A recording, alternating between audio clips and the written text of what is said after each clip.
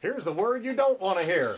Mercury friggin' retrograde is coming back. Oh, I know. It's February and Mercury is retrograding in the sign of Pisces for the first 4 or 5 days, and then it goes into Aquarius, so it's going to pretty much impact everybody. So I thought I would start with Aquarius for them because it's miscommunications about money.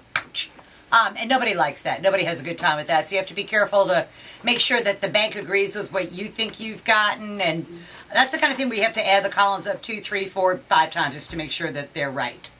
For Pisces, Mercury is retrograding in their sign to start out with. And it's hard enough for Pisces to communicate anyway because they're a fish. They're represented by a fish, a creature that has no vocal cords.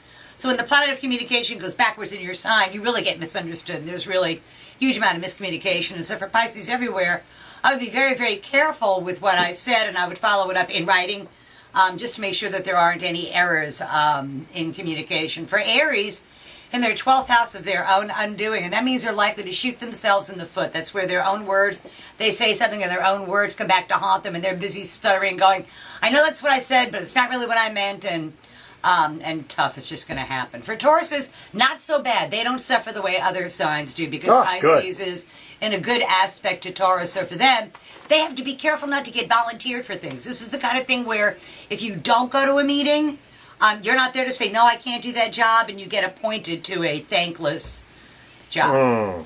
Gotcha.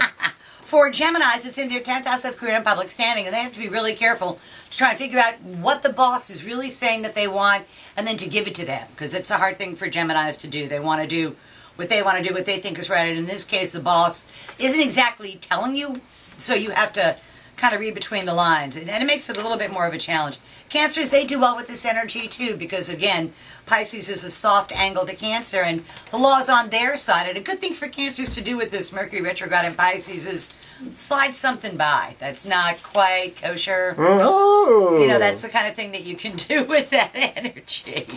And so for Leos, it's in their 8th house of other people's resources flowing their way. And this is going to be some kind of dispute about money, some sort of a clerical error having to do with money and the resources that you share with other people. So you want to be really careful to make sure that all of that is in a line and everything is straight, because there's likely to be some sort of column not added up correctly that causes all kind of problems. For Virgos, it's in their 7th house of partners, and they have to be really careful because they're going to be taken at their word. No matter what their word is, they're going to be held to it. So Virgos have to be really careful because they're very articulate and they say a whole bunch of stuff, and they have to be really careful because they're going to get called on it. So for Libra, in their 6th house of work, there is some kind of additional other duty going on at work, just what Andrew and Nikki want to hear. An additional other duty that you're not going to get paid right away for.